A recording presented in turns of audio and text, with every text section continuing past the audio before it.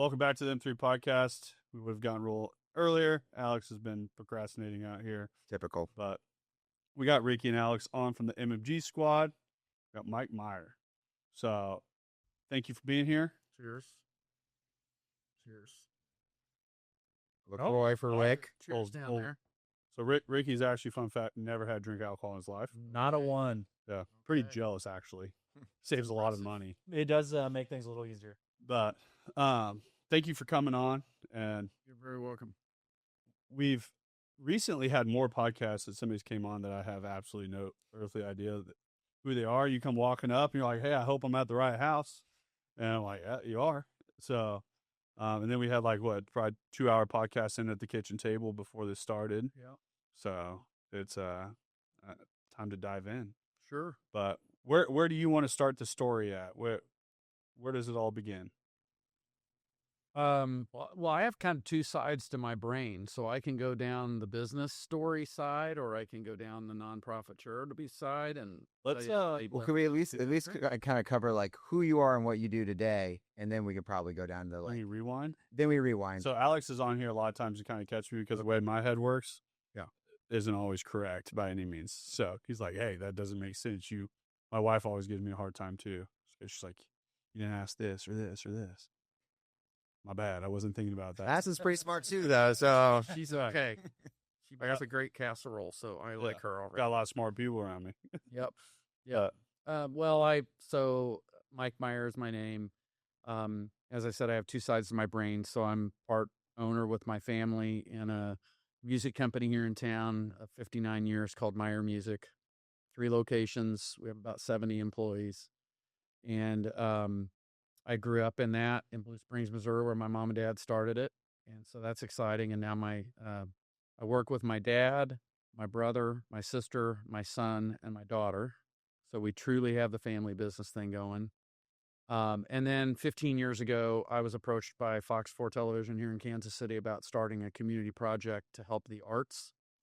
They didn't really know the arts very well and what they wanted to do. So they asked me if I had any ideas, and I pitched this idea that I'd had floating around in my head called Band of Angels, which is what it's called now, about collecting some used instruments and giving them to kids that couldn't afford an instrument so they could be in a school program.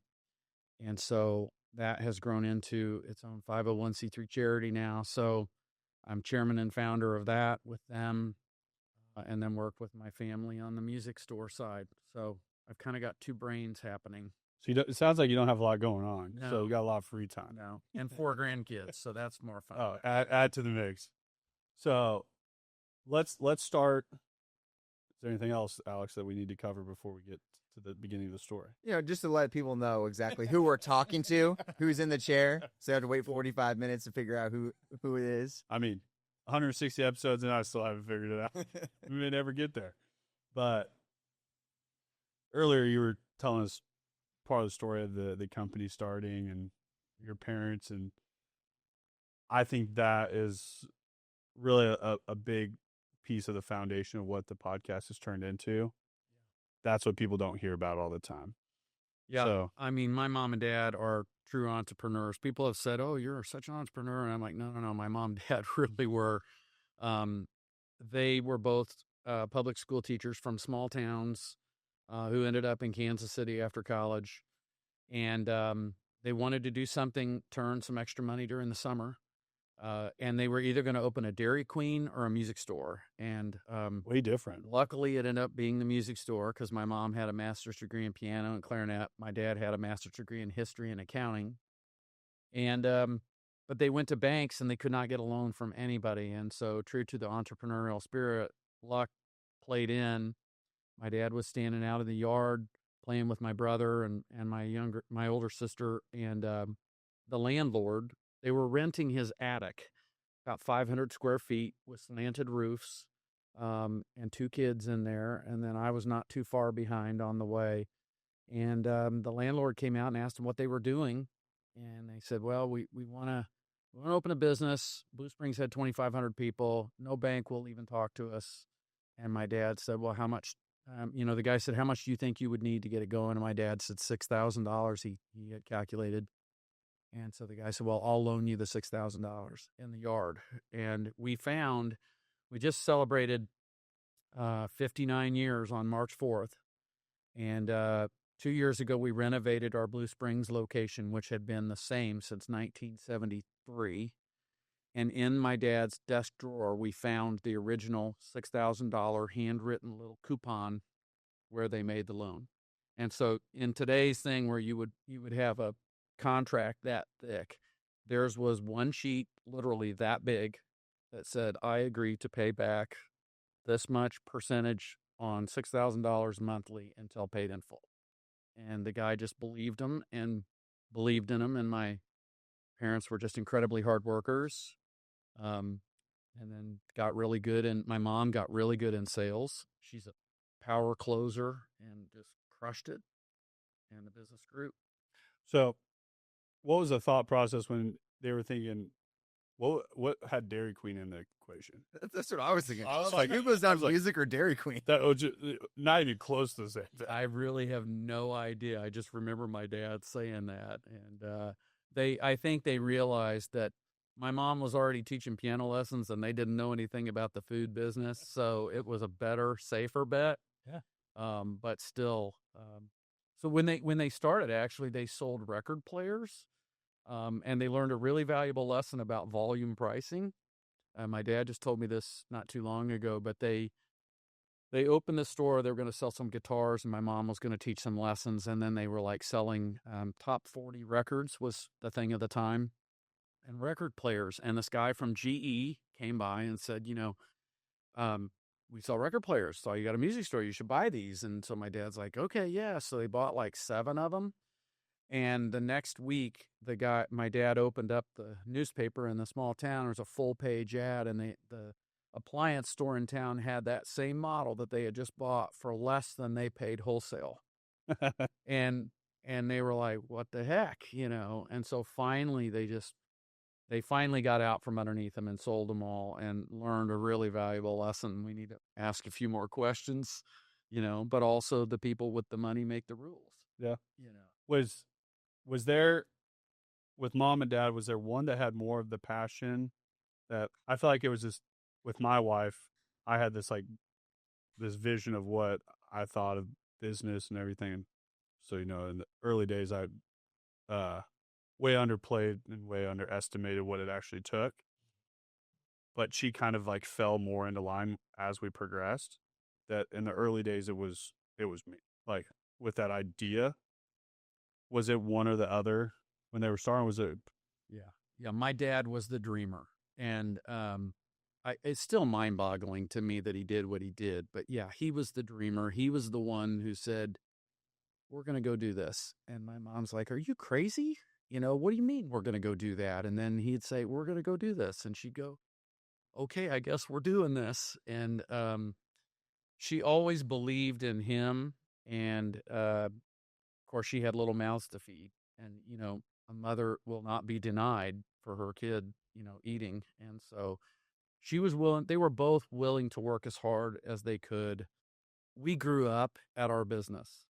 The school bus actually dropped us off in the parking lot of our business every day after school.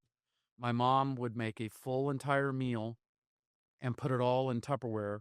And Alex knows this about me, but I'm a crier. So if I cry, you'll get really good media here. But she'd put it all in Tupperware every morning. After we got on the school bus, she'd make this whole meal, put it all in Tupperware, bring it to the store every day at 4:00. The school bus dropped us off in the parking lot of the store. And then we would go in, and we had a little room in the basement of the store with a kitchen table, a couch, a television, and an oven in there. And she would go make the whole meal over again. And then we all ate dinner together. And, they couldn't be at home at 5:00 like all the other parents.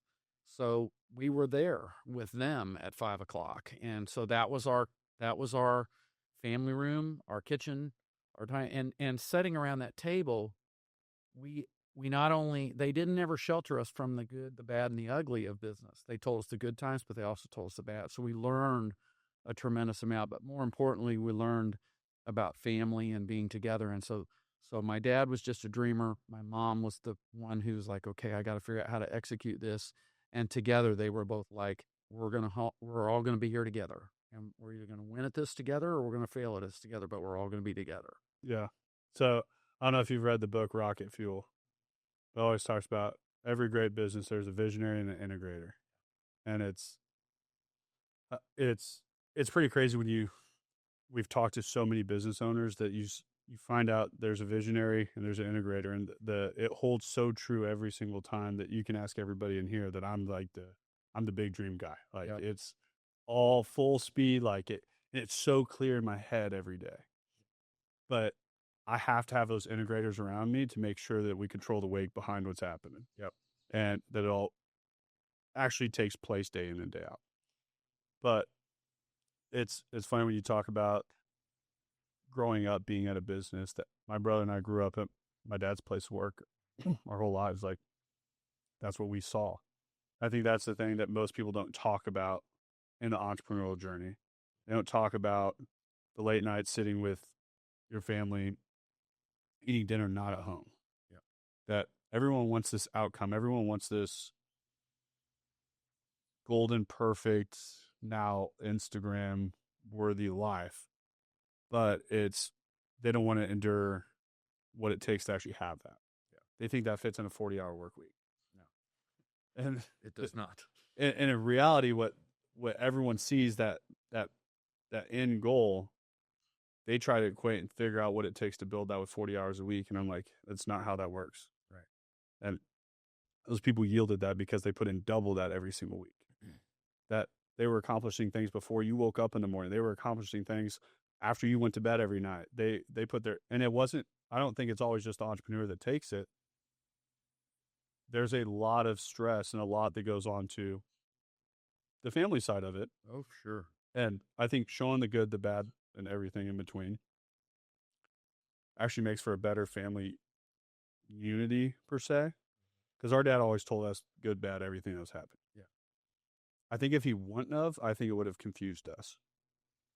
Like, I don't think we would have understood what was happening. Yeah. Because you could see it, the things changed, and I think at that age, not having that clarification would make it more difficult. Yeah. Per se. Our parents also modeled for us how to have a meeting, how to conduct business and get along. So up until a year and a half ago when my mom passed away, I worked with my mom, my dad, my brother, my sister, and my son. That's a lot of personalities in one room. And when we were in the room together, we would also eat lunch every Sunday together, all of us. And people are like, how can you do that? And I said, well, because we could very easily separate the personal from the business, but we were modeled in those meetings. We were not allowed to talk over each other. We were not allowed to curse in the meetings. And to be honest with you, nobody ever told us we couldn't curse. You never saw that. So I can't say we didn't ever maybe curse about a customer, but we never cursed about each other, and never said anything personal about anybody else's spouse or family in the thing. It was just how we were brought up. So now there's like a sanctity in the room. And so now I have my son and my daughter, and actually just yesterday was the first time that they were all in that room together with my brother and my sister and I. And they now began to see what I've been seeing with my parents. And so you feel like this responsibility to say, and don't get me wrong, we have spirited debate. It's spirited. But there was like these boundaries and these rules. If you don't cross those things, you make your life 150 times easier.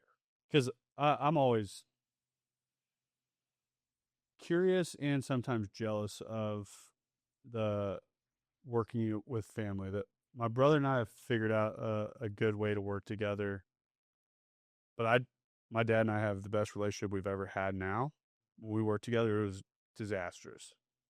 So that's a lot of times I like, what did that look like? Because I know 18 years old, I thought I was the smartest human being that walked the planet. Like, I thought I was just a genius. And I would go against my dad, and my dad had been in business for his whole life. And he goes, you're not looking at the whole picture. He goes, you're looking at one day. He's like, And I was like, my dad never listens to me. I was like, what does he know?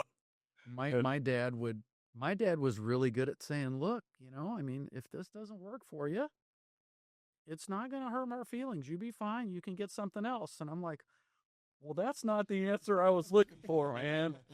You're playing mind games with me, but it also was challenging. Like my mom and I had a very, very challenging relationship for the last 10, 15 years, but it was because we had experienced great growth. And now what was a, $5,000 invoice was $105,000 invoice, and it was coming regularly. And so I don't think I realized the burden she shouldered until real recently, when she passed away, and now it's me shouldering that burden of 70 people whose lives count on you, right? So I get it. I get it a lot more, and I think that's nice that I'll be able to carry that on and maybe make it a little easier I don't want to make it easy for my kids, but I do want them to, I don't want to make it harder because it can really stress a relationship. And that was something where I didn't know what my dad carried the whole time until I became a business owner. And then as I progressed in business, I actually gained more and more respect for my dad because he did, which I think it's something that a lot of parents do, is they want to shield from those really big problems. Like he looked, and I do the same thing with my wife. Like I signed up for this. Yeah. Like I signed up to take the weight on my shoulders. So if somebody's sitting up at night and they're going to take on these problems, I was the one that signed up for it. I get to hold that. My wife didn't. She signed up to be with me, but she did not sign up to take that burden at night. Yeah. To where it's like, and she'll ask me, she's like, she goes, I know when things aren't right. And she's like, you come home and she goes, you become so dialed in that she goes, like, you see like laser vision, nothing else matters. That's what makes you a team, though. Isn't that great, though? It is, but you guys are a team, and I could see it when we were sitting in there eating. Like, that's a very special relationship, the two of you guys have. And we've been together for 12 years. So, I mean, we met at 18 years old, and we went from, when I met her, I rode around on a scooter because I couldn't put gas in my car, and I ate ramen noodles and canned chicken. And I was like, one day, baby, it's going to be way better. I promise. But it's just, she's always had that belief in what I do, but she's like, I know you hold stress differently. So she's like, and she just lets me. But I think it also that watching what my dad did, if he would have gave me a little bit more insights to everything that was happening, I could have probably made a more educated decision on what I was doing. When I only saw half the picture, I felt like my idea was really good. And it's like, if I saw the whole picture, I would have noticed that my idea wasn't that great. Yeah. So now it's like, I try a lot harder with our leadership side. I was like, hey, this is why I'm doing what I'm doing. This is where we're at. This is what's happening. This is what we need to do. This is how we get here. But it's not just being like, hey, yeah, you have an idea, stupid idea. You don't see the whole photo, like the whole picture of what's going on. So I think I learned from that it's, you don't have to give all the burden down, but it's show more of the picture. Yeah. And I think it makes people more understanding. Yeah. I'm a big believer in the Sam Walton approach. One of the first books I ever read, and I'm not a great reader. There's two books that are, well, three. One was Sam Walton Made in America. And one of his big things was, how can I expect my team to do it and get it if I don't show it to them? Like, if I don't show them the whole picture. And so he would show them the financial side of things. One of the first guys that ever called employees associates, like who did that. And so you got a guy who shares the information. Then the other two books that I read was Swim with the Sharks Without Being Eaten Alive. I read that on the plane on my honeymoon, believe it or not, and it was like life-changing. It was just such a great book. So that gave me the what's going on and behind the scenes in business that you really don't know what's going on there. And then the last one was a book called Never Trust a Naked Man Who Offers You His Shirt. And I thought, what a great title, first of all. But got me. I'm going to read it. But it was all the things that, like, people almost trying to get over on you. And when you see these things coming. So once I read those books, I think I realized all that stuff I heard at that kitchen table. my mom and dad were telling me. I was like, oh, I know that now. I remember that story that they. So, I don't know. I think it's Which I'm gonna say, high kudos to you, because when I went out on my entrepreneurial journey, once again, still thought I was pretty smart. I got humbled real quick, and I was like, Dad told me I should do this. I'm going to do it this way, and then it like doesn't work, and I'm like, should have listened to Dad. I was like, so he had gave us so many of those lessons that I heard. Yeah. And I lived up there, but I think when I left the dealership, that we had we were two bulls in a room that were just going head to head daily. And I'm very hard headed and very in my way. And he and I are splitting image of one another. And then my brother's like the mediator between both of us. He's like, well, Dad, he didn't mean it this way. And he's like going into my dad. He's like, well, Dane didn't mean it this way. So, but after probably about 2 years into MMG, I was like, okay, he kind of knew what he I started. get it now. Yeah. Our parents separated us. So I was 45 miles away from them in my own location. Oh, And then they're 45 miles this way. And then my sister came online up here in Liberty, and she was 45 miles. how many locations do you have? We have 3. Okay. We have 3. And so I was able to operate with some autonomy, but we had to have a pretty good come to Jesus meeting one time. And I said, look, if I'm going to do this, I've got to do it. And to my mom's credit, she knew when to say, okay. And then one of the greatest compliments I got from her was, she said, oh, this was probably 15 years ago. She said, Mike, I got to be honest with you. I would not have done it that way, but it worked. And you did it the way you needed to do it, and it worked there. And so I can't argue with the outcome. Like, as long as we get the outcome. Yep.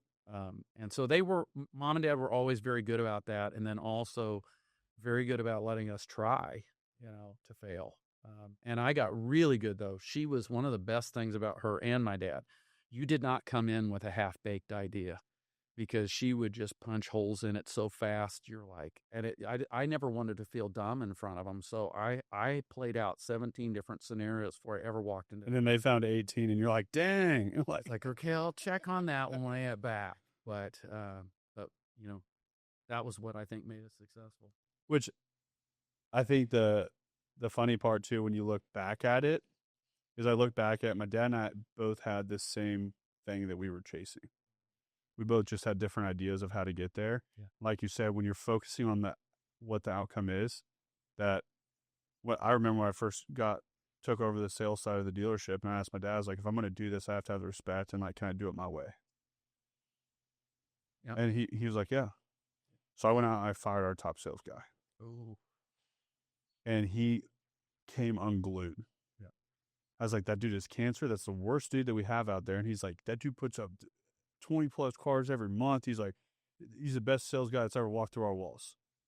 I'm like, yeah, but he's making the other 11 people out there worthless. And we actually ended up selling more cars after he was gone. Because like, I couldn't get people to show up to meetings on time. I couldn't get people to do their calls. I couldn't get people to do their marketplace stuff because he wasn't doing it. Right. So I was like, he has to be gone. Yeah. And then after it worked out, my dad was like, okay, that did work. Yeah. But it was like, well, a lot of people couldn't give you that, hey, it worked. I mean, that's probably the biggest demise of business, because they just can't admit. My dad definitely he would recognize all the time, like when things worked. And he always demonstrated extreme ownership, and when he was wrong, he owned it. Like, and something my brother and I have always carried too is like, good, bad, indifferent. If you fail, own it. Like, most people only want to own the wins that they have. Right.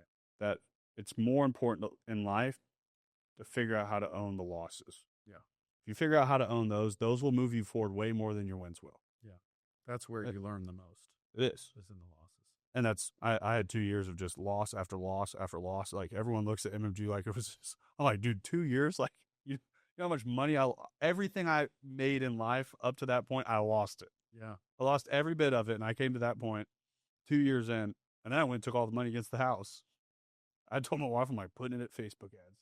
And she's like, okay. I was like, I'm either going to run it to the bottom of the ocean or we're taking it to the moon. One of the two. I'm not living in between. Yeah.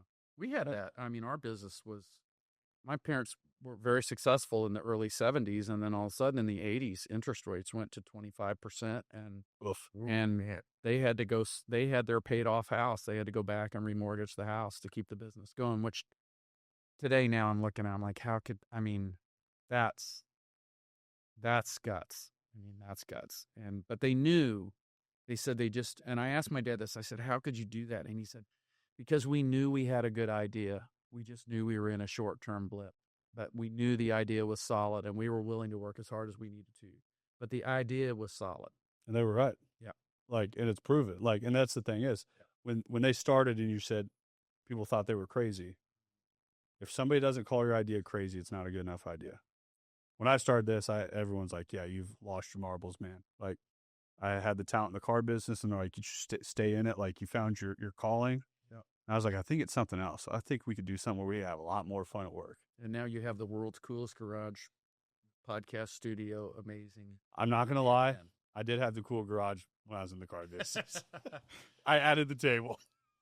But That's awesome. it was, no, it was just like one of those things that so many people, like, even when I tell people, I don't tell people about what my vision and my goal is for MG most time, because they look at me like I have 5 heads. Yeah. I'm like, I know it sounds crazy, but mathematically it works. And isn't it funny? You have it all mapped out in your head. That's the way my brain works. And so, for Meyer Music, I just kind of felt like in my area, okay, this is what I'm going to do. And then I would run it by them to help. When Band of Angels came along, I had the entire thing mapped out in my head, and I'm sitting there in that conference room at Fox TV. I had the fundraiser, I had the whole thing mapped out in my head, but it's so hard because no one else can see it. You're the only one that can see it. And so it is easy to be called crazy, but you just have to have fortitude that, there's fortitude and then there's stupidity. You need to have fortitude that, like, this is a good idea. I've thought this through. I know how this is work. And then when the opportunity comes along, let's go. It's on. Well, we talk about daily with business owners. We'll have business owners that'll sit in front of us. And, my opening line to any business owner that sits in front of us, what are the goals and where are you trying to go? 1 year, 3 year, 5, you tell me the timeline that you're thinking in your head. How many of them say 1 year? I want to do this in 1 year. Most of the time, like, if I put 1, 3, 5 like in front of them, and I go like wherever, they'll normally like mimic right off the 1, 3, 5. Yeah. And they throw something out there. But a lot of times, if they try to backtrack and go less than 6, then it's somebody that's really struggling money because they're trying to figure out how to get to 6. Yeah. So I can figure out a business owner real quick financial movement off of that. But then you ask those things, then I continue the conversation, and what I always lead back to, so what are the actionable steps that you're putting in place now to make that a reality? Right. Because my thing is, the things I talk about, I can list out the actionable steps that take place every single day that will make that a reality. I have reverse engineered what that vision is. I have documented what it is, and I figured out what has to be done on a yearly basis, what has to be done on a monthly basis, weekly, daily. This is what has to be yielded to make that a reality. Yeah. Most people don't have that. No. They're just like, I want to go there. I'm like, how much closer have you gotten there to there in the last 6 months? Right. Well, no, we have it by department too. Yep. Where it's like, we know where we want to be by the end of the year. Yep. How do we get there? Okay, well, for us to be there by December, that means that this department needs to be doing X, Y, Z. This department needs to be doing X, Y, Z. And this department needs to be doing X, Y, Z. And now that means for us to reach that by December, here's where they need to be each quarter. Yeah. So it's like 5-year plan broken down all the way to quarterly milestones for each department of the business.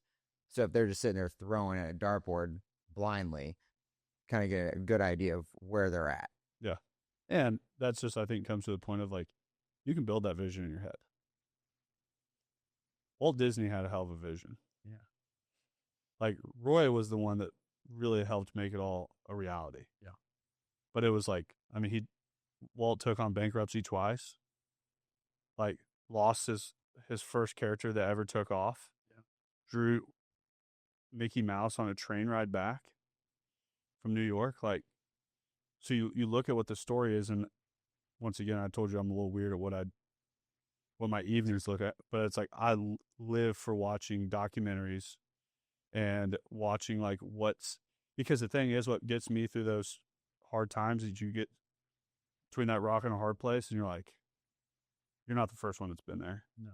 Henry Ford was making cars when someone else had the patent on the vehicle. The vehicle had a patent on it, and it went behind closed doors that he was already bet everything that he had that was banking on one decision behind a door that he wasn't behind. Yeah. If that decision came out and it was a no, he lost everything he had in his life was bet on that one choice. Yeah. But I bet you he also would have come back again in another 2 years with a new idea. And most entrepreneurs fail 3 times before they hit. Yeah. And then it hits. But it's having the fortitude to just keep getting back up and going. Again, though, I think there is reality. There's stupidity and there's fortitude. Those are 2 different things, There's people I have that, I mean, they've made some wild statements out there. Yeah. That it's like, we've had people around us that are like, we're going to be billionaires by the end of the year. I'm like, name a billionaire out there that became a billionaire in less than 12 months. Yeah. And I think that in itself, because they're focusing on the wrong thing first. Yep. If you focus on the right thing, we sell pianos and grand pianos, and back in the early 90s and 2000s, everybody was buying grand pianos. But inevitably, if that person came in and I looked at what they drove up in or what they were wearing or any of that, or I ever thought, boy, I hope they buy that because I'll get this, I never got the deal. Yeah. Ever. Because it became about me and not about them.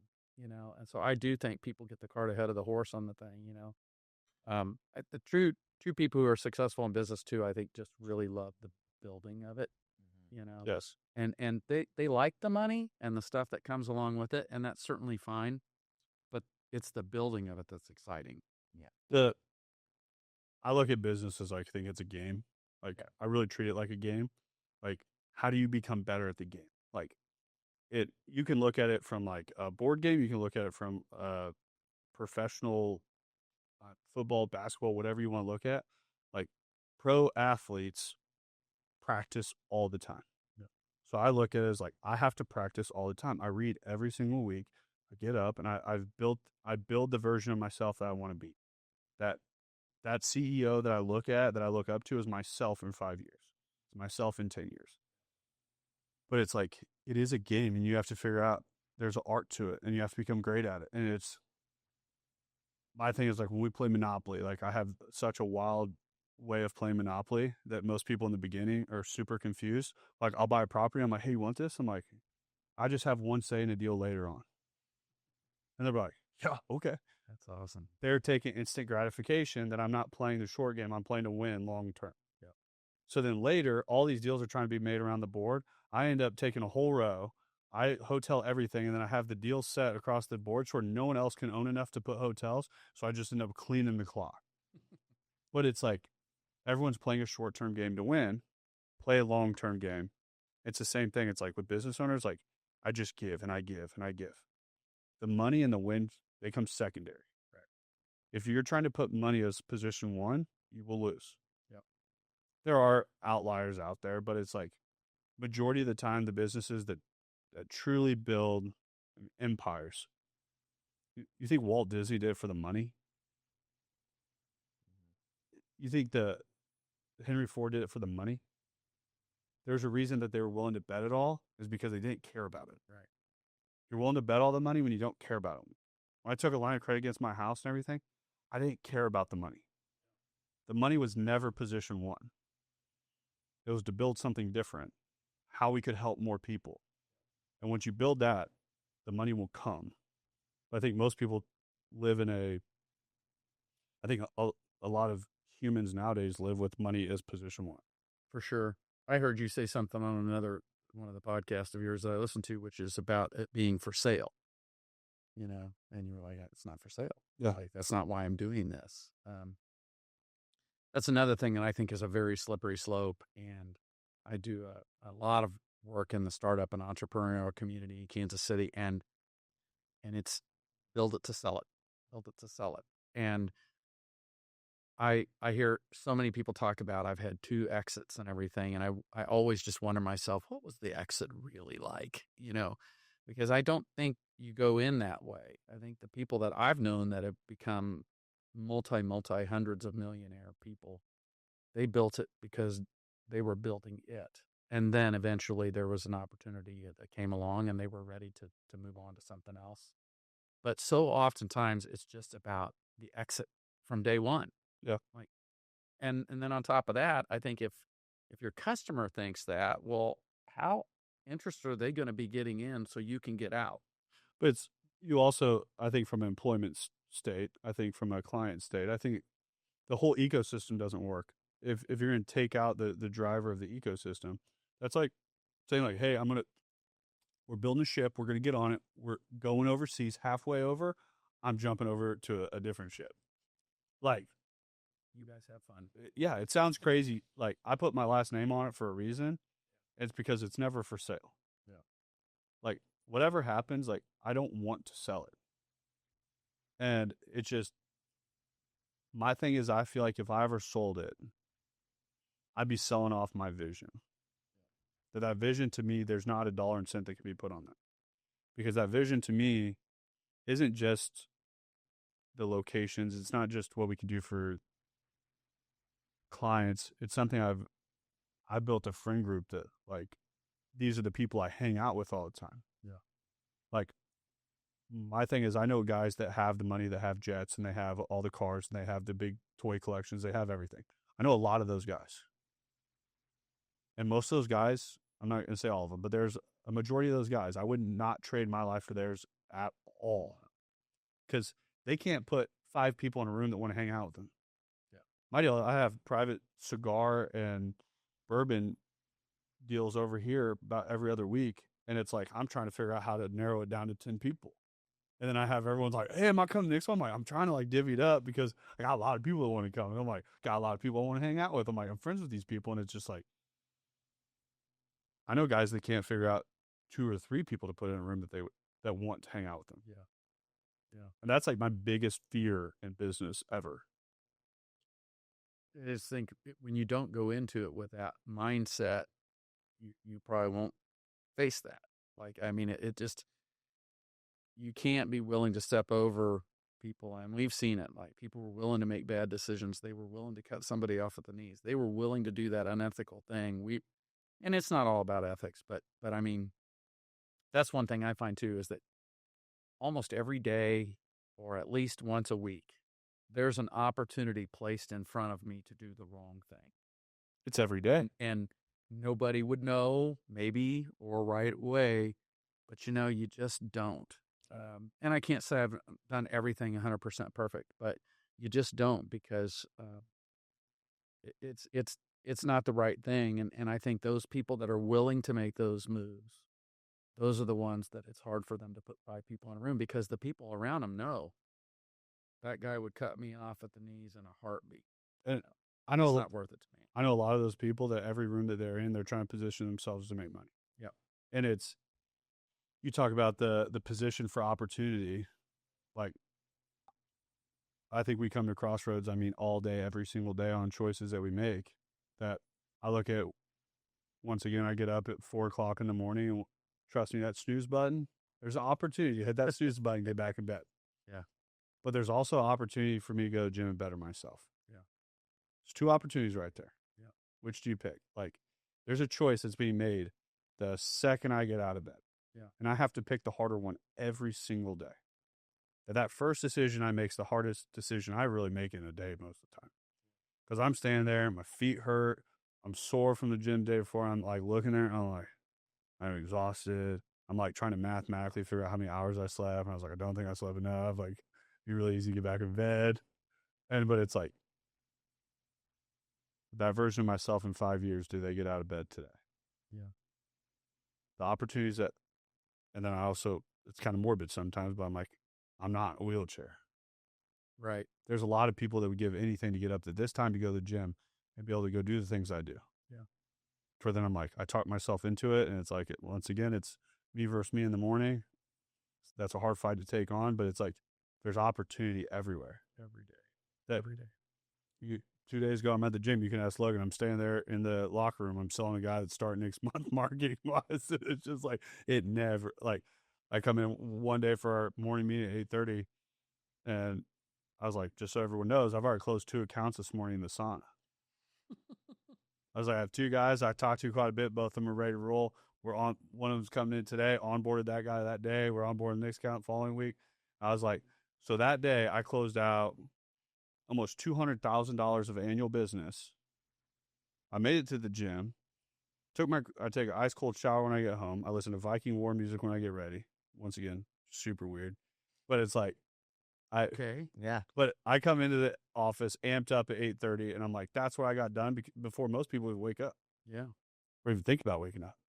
Well, that works for you. And I mean, you got to know what works for you and do that. Yeah, Do that. and it's just like, but I think when you become crazy disciplined and you start doing, I like challenging myself, and it's just like, I like challenging myself on a personal level. I like challenging myself relationship side. I'm not like a big words person, talking about your feelings, things like that. I've just never been that person. Something I've worked a lot with Madison on. I'm like, I need to get better at that. I know that. I've gotten a lot better at that. Like, you can ask them from a leadership side. I've gotten a lot better at hearing everybody out, making a more educated decision with everyone's input. But it's just like, those are challenging things to me. Yeah. Like, You have to, everybody has to feel like they have a voice and that they're heard. And there's, I think, honestly, a little bit for me in today's society, there's been a little bit too much of that. sure. But I think that if you're truly a good leader, you can tell when your team needs you. You can tell when that team member's having that day and they're not on their game and that there's something. And likewise, you can tell if it's the same team member every day in this, then we have to have a discussion about, like, look, I get it, but we got to do this. But setting back and just not knowing. My dad always told me too, even with customers, I'm in retail, right? So that's like sometimes really hard because people would just come and just light you up. And I said, man, what do you do? And he said, I just stand there and I let them go. I let them unload. He said, because I've learned that most of the time they're not unloading on you as much as somebody just unloaded on them and you're the closest person for them to take it out on. And most of the time you just stand there and you let them roll. By the end of it, they'll apologize at the end, Yeah. So, but you've got to do that with your team too. And I'm with you. I mean, there's days when I come in and I got like 7 things to do and somebody comes in and they need to talk. But, our average employee at Meyer Music is probably 15 years. So what was your scale side of like staffing? Like, what was that progression of like scaling up to 70 now? It was just slow and methodical. I had, to me, there's the 80-20 rule, and I hate this is probably going to blow me as a seasoned business person who's really smart. But, we had hired 10, and 8 of the 10 really weren't the right fit, but I had 2. Those 2 were. We kept those 2. We hired 10 more. 8 quit. I kept 2. Now I got 4. And so slowly, over that time, you're not a failure because they weren't the right fit. You're giving them the opportunity to be successful in someplace else, but it just isn't there. So slowly over time, we grew that 70. And so we have, we have one employee who's been with us for 56 out of the 59 years. We have multiples that have been there from 20 to 30 years. But I think it's just that we took our time and we weren't trying to make them something that they just really couldn't be. We found the 2 out of the thing. And a lot of times in our business, because in retail, we don't have corporate money to throw around. Like, we were hiring people on fairly marginal income type things that have now worked into being good livings for them. But you find the 2 that you see they have it, and then don't wait on the other. What is it? Fire fast. Which the funny thing is we're going through something very similar. That's why they're both grinning ear to ear over there, because our leadership meeting this morning, we're going over the same thing and starting off our sales side. And there's people that come through that I really enjoy them as people, like right as friends. They're great people. Like, I'm not discounting that whatsoever. but there's sometimes they just don't fit the role that we're trying to put them in. Right. And it's, for years in business, I struggled because I thought when we had to let someone go or someone left the company that I took that, like, that kept me up more than money ever did. Yeah. I sat there like running scenario after scenario. I'm like, what did I do wrong here? Like, which there are a lot of things we did wrong, which I feel like that made us a better business and a better company. Yeah. Because I tell the leadership side, I go, if there's somebody that fails on the marketing side, that's on Dalton and Logan. And ultimately it comes back to me that I didn't train Dalton and Logan up enough to do the correct job. And it's like, content side, Alex and Lauren, I was like, their success is relying on you. I never point fingers down line. Ultimately, every problem that happens in that company is my fault. I've done something wrong to lead us to that point. But there are people out there, you can't want it for them more than they want it for themselves. And when I start looking at what the daily actions look like, the daily actions are what I really justify my movement off of. Where if Alex comes to me and Ricky comes to me and they're both in the sales side and Alex is making 400 phone calls a day and it's just like kind of not coming together quick enough and Ricky's making 10 and they're both like, hey, I want some sort of base, like, I'm going to bet on Alex. Like, just because I see what his actions that he's putting in place every day. So we just need to help coach him up because he has the work ethic. He has what these other characteristics that we can't teach per se. That in my 10 years of business and management in the car world, one thing, and if anybody out there has figured this out, I think we could sell it and make a lot of money. But if you could teach work ethic, I haven't figured out how to do it. I don't know if there's a way to teach somebody to have work ethic. So the funny thing is, people ask me all the time what I look for in resumes, and I don't look at resumes. Yeah, never have. Like if you looked at MMG coming out of the basement, we're like the Bad News Bears. Like it was, we're not that different, honestly. There was no rhyme or reason to why. Like, and everyone's like, "How'd you find it?" I'm like, "Well, that was my college roommate."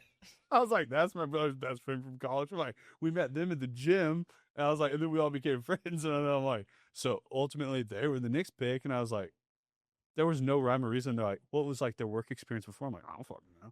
Like, well, and it really doesn't matter. yeah, I mean, I'm like, they're great at what they do. 100%. Go ahead. It doesn't matter. I was going to say, and then sometimes you find people that they do have it. You just have them in the wrong position.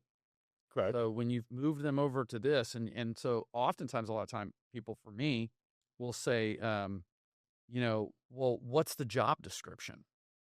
And I'm like, well, I'm going to be honest with you. I don't know. Because until I work with you, I really don't know what you're good at. I got some ideas. You're going to freak Alex out over here. But well, then again, I also wrote my own job description after about 2 weeks. So he goes, what's my job description? I mean, your guess is as good as mine, dude. I was like, let's figure out what you're good at. And I think one of the reasons that the people have stayed so long is that we put them in the positions that they were good at, and then they became comfortable and they felt ownership and then we gave them a little bit of that opportunity to say, hey, you're kind of going to own this now. It's on you. Those are two things. But I've said that to a million people. I don't think you hire great employees. I think you create them. Yep. I think you hire great people. Correct. And if you get the great people, it's pretty quick to figure out if they got the work ethic and then they got the drive, they got all the stuff you can't teach. Well, I can teach you the other stuff, and I figure out the few things that make you, trip your trigger and really make you excited. Then that's the winning combination. And, one of our longest employees, my mom hired her at her band concert when she was 16. And this girl didn't want to go to college. It just wasn't in the cards for her. That just wasn't that she wasn't smart enough to go. She just didn't want to go. And so then slowly, as my brother and sister and I were working with her, we're like, we need to give her some more responsibility because she's really good. And I think that's what will make her stay. If you don't give people ownership in the things that they do, then they typically don't stay. Most people don't leave because of the money. Yeah. They don't. And that because they don't feel valued. I would 100% agree with that. And the funny thing was when Alex came on, like Ricky came on as videographer number one to join me, which I think I should have taken my talents to South Beach or something, because Ricky came on. We didn't have any audio. I didn't know how audio worked, but pretty low level of what we were doing. And Ricky came on, and now he's running our sales side. And it was just like the progression to see how far he's moved since he's been part of MMG. Same thing with Dalton and Logan. And Dre was taking photos at one point. Now runs CFO and HR. And then Alex came in, and we were like, oh, we got another good videographer. And I told Alex when we acquired his company, he came over. I was like, hey, I'll be 100% with you before you come over. I'm like, we got a huge shit show going on. And he goes, oh, it can't be that bad. I was like, Is that bad? it was, So it's that bad. It was that. Could be. yeah. He showed up. He's like, dude. I was like, and he's like, can I work on like some of the processes and stuff? I'm like, yeah, be my guest. I was like, we're really good. Because when he first came, he goes, I talk to a lot of people in the marketing space, and everyone kind of thinks you have like a pyramid scheme going on. He's like, no one really knows how you guys are acquiring as much as you are. Yeah. I was like, I feel like I had a pretty decorated sales background. So the sales side I really had dialed in. I was like, right, I can go get us as much work as we need. And we were also the first ones running our own paid ads, like doing the marketing for ourselves like we did for everyone else. And that was it's still super foreign in the marketing world. I don't know why. Yeah. But we started figuring out how to generate our own work, and we started scaling really quickly. And he came in and he's like, dude, you don't have like an employee process for someone that starts. I'm like, yeah, dude, I've never been somewhere that has an employee process, so I don't know what that looks like. That's a thing. That sounds awesome. I go, people do that? I hate to even tell you, we didn't have an employee handbook till about 4 years ago. So it only took you 5 years to write it. Yeah. Well, that was my thing, though, is I came from a place where I was doing marketing for a global company where just my department was 80 people. We're global. We were global. Thousands of people. It makes a difference, like when you actually have to talk to each other and you can't just like yell from across the hallway. That was kind of our movement. Most of the time when we looked at spaces, we're like, let's not get spaces like offices where we can all keep yelling to one another. So our communication stayed within one room everywhere till we went to the crossroads. I will give Alex credit for the processes, because I didn't necessarily believe in them that much, but they are important. Because I believe in them now. Now you've told the people where the guardrails are, and this is where the line is, and most of the time they just want to know. It makes them feel comfortable because they just want to know where the line is, and then they'll work as hard as they got to work, but they know that there's a line, that they got to stay within. And we had an employee calendar, and I thought, my brother was like, we're going to get an employee calendar, and these are the blackout dates and everything. And I was like, I thought they would hate it, but they loved it because they understood the rules. And even you may have seen this. A lot of the companies that have gone to unlimited PTO, people take less PTO now. Exactly, and now they're backing off of it. And even my daughter, who just came back to the business, she was in a business where they had that, and they didn't like it because they felt if they took it, then people were going to be watching them and scrutinizing. They would have rather just been given a number of days that they could take, and then they knew that they would not have to feel any guilt or reservation about taking those days. Mm-hmm. But when it's open-ended like that, the employee is confused. The team member's confused. If the team member's confused, they're not gonna do well. And that was another thing. Even in our business, we were doing it on the business side. We trademarked our own line of orchestra products, and we had this case that looked like this, and it had this bow in it, and this shoulder rest, and all these things.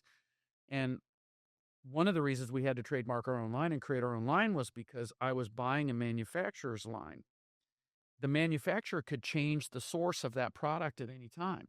They could change the color of that case at any time. And so all of a sudden, my employees would see a black case for 3 months, and then all of a sudden a green case showed up, and they're like, I better not touch that.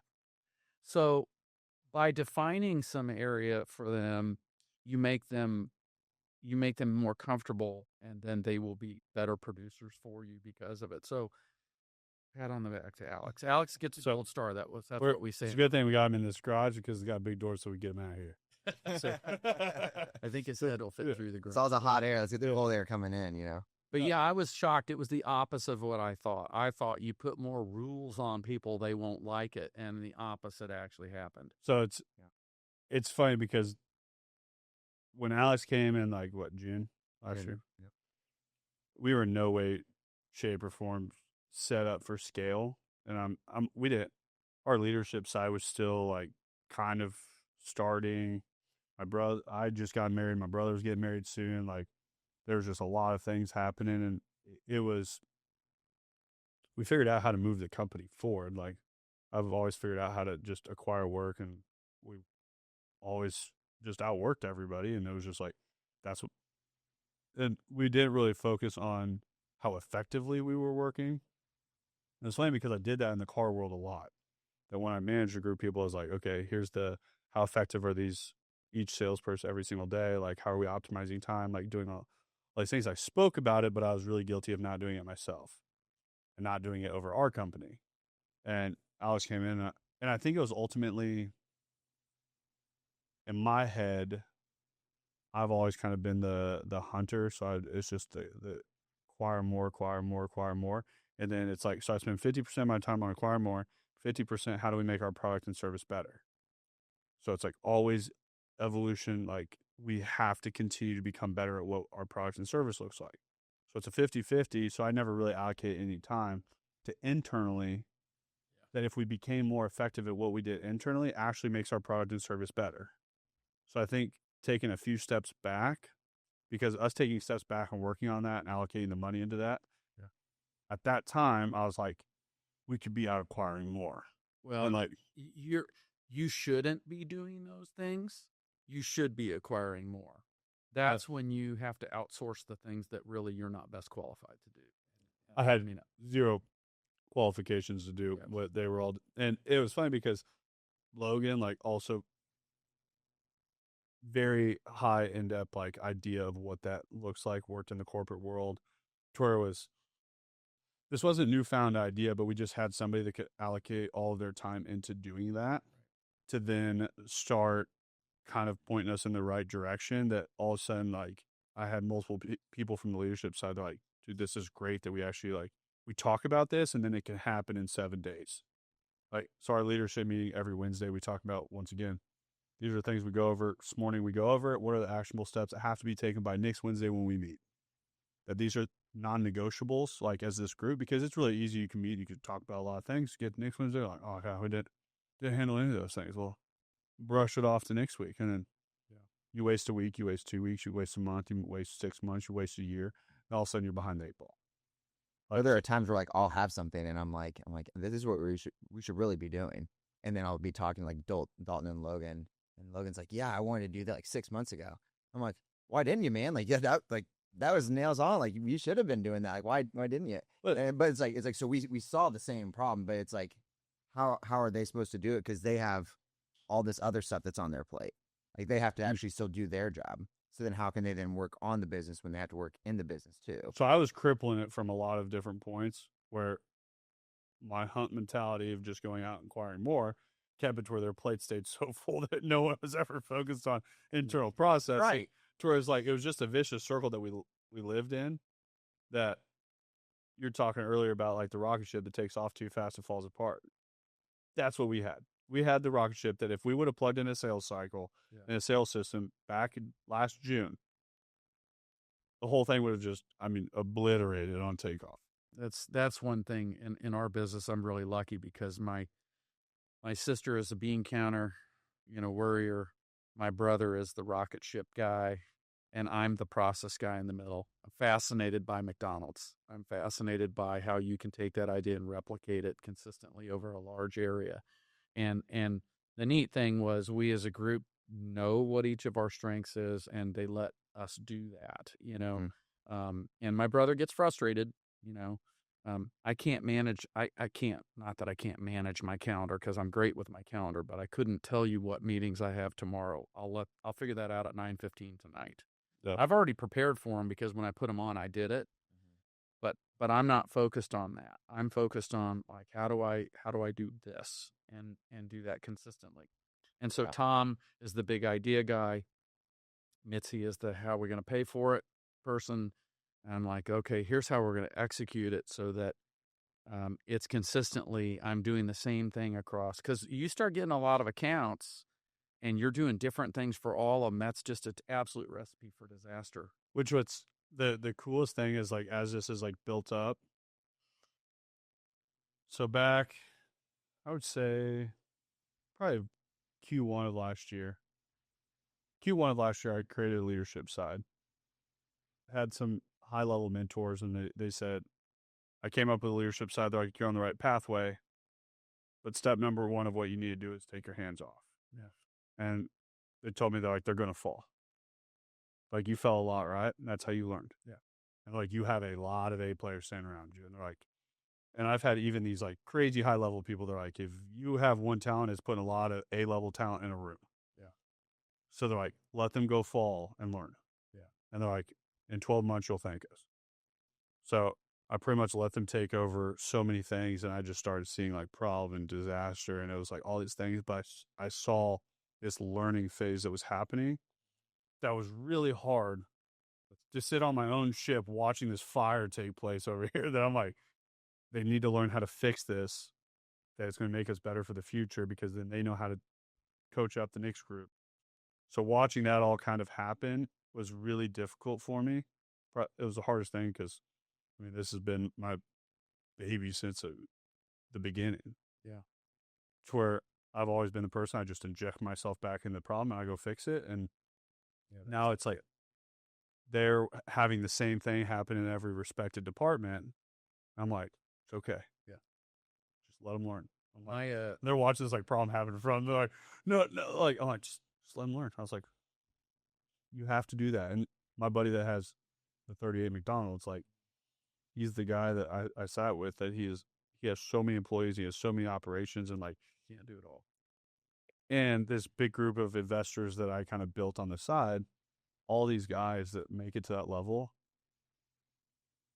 most of them are the visionary type, but they, in the progression of business, they become very operational, kind of that they have the people there doing it, but they know that that is the key foundation for it all to work. Yeah. So if you don't have that, the whole thing falls apart. Absolutely true. I mean, you have to be willing to step back and you know, I'm on the back 18 of my career here. Like I'm on the back 9, you know, and I You're drinking more beers now in the back. I hope so. But as I'm looking at now my son and my daughter, and I know my brother is thinking the same thing, and my sister, my mom and dad, it was their baby, and my mom could not take her hands out of it. Her wish was to die in her office chair and be wheeled from her office to the funeral home. And Hey, just so you guys know, I don't need to die in my office. Just so you know. she got close, but now my brother and sister and I feel like, gosh, this is now 59 years. We're not going to blow this. So we've got 10 years to get this next group ready. And then now that I'm 15 years into Band of Angels, I'm sitting with our board now, and they'll tell you, I'm saying the greatest thing I can do for this organization is to create an organization that can exist without me. And a lot of founders have a real problem with that. But if you really want to create legacy and you really want to scale, you have to get to that point. And ironically, and just in the last 2 years, we have one event that we do for Band of Angels, and we've seen just crazy growth in that event. I've done less in the last 2 years than I did in the previous 12, because this was year 14 of it, I think. And I've done less, and we made more. And it's proven to me that, like, you know, I put the right players. You put the A players in the room and then expect them to be great. And they will. They'll fall, but they will get there. But you've got to do it. The greatest thing you can do for your company is to create a company that can exist without you. Yeah, and I experienced it last year. I was out in Kentucky from a bachelor party and ended up in the hospital, almost died out there. And I shouldn't laugh at that, should I? But Well, I mean, yeah, okay. it's okay now, but he's out of the hospital. they were prepping me for a blood transfusion. Like Damn. I was It was actually the first time in my life I ever thought like I texted my wife. I was like, hey, I was like, I love you.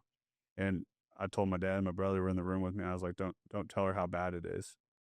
And I had nose surgery 2 weeks before that. It scraped all my sinuses, deviated septum. I ended up with a ruptured vessel way up in my nasal cavity. So I was pouring blood into my throat. They gave me so much blood clotting medicine. I was throwing up these things like looked like livers. I was filling up bag after bag of blood. And I sat there in the hospital, and the main thing I thought about was I built a company that couldn't scale without me. Yeah.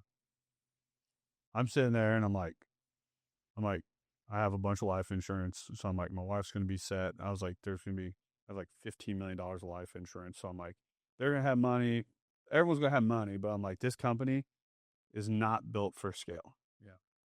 I'm sitting there, I'm like, I'm stuck in the ecosystem of what this is. And my goal at that point was in 12 months, build something that could run without me. Yeah. And almost right now, like we're almost to a dead set year on it. Yeah. That was the reason for the sales office. That was the reason for the next location. That was the sales side operates different than marketing and content. Like it's just whole different movement of what the environment looks like. It is a dog eat dog world. Like it is not the same type of movement that is in the content and marketing space. From like it has to be at a different location. We open up second location and it is churning now. That a year from there, like it will be a full system of a company. That's awesome. That I have no piece of it in anything. Well, but you do have a piece, and you will always have a piece, and that is Dawn at Band of Angels tells me that I'm the chief visioneer. Yeah. And that's hard. I remember starting the thing, and I met with a really, really sharp woman this morning for breakfast, and yeah, I said when I was starting, I was 42. I started the charity when I was 42, and I had a board, and I had all these really successful people on this board, and I was really surprised how many people were like, "Hey, yeah, that's a great idea. We should do that." But I was sitting there going, "Okay, I can't tell these people what to do. They're way more successful than me." And what I realized was that they were there. They were like, "Tell us what to do, boss. That's what we're doing." And so this guy might be CEO of that or founder of that or whatever, but when they're in there, they're expecting you to be the leader. Yeah. And so I focus a lot more on being the leader and walking them through the processes and seeing when there's holes, point them out. Hey, you need to be watching for this. You need to be watching for that. But if I'm in there doing it for them, I'm not doing them any favors. Yeah. I'm not doing any favors. And then eventually, too, God forbid something would have happened to you, what would have happened to them? Which, right, that's important. And that matters the older you get. It really starts to matter what's going to happen to all these people. and that's like, sounds bad, but my whole life I've like just,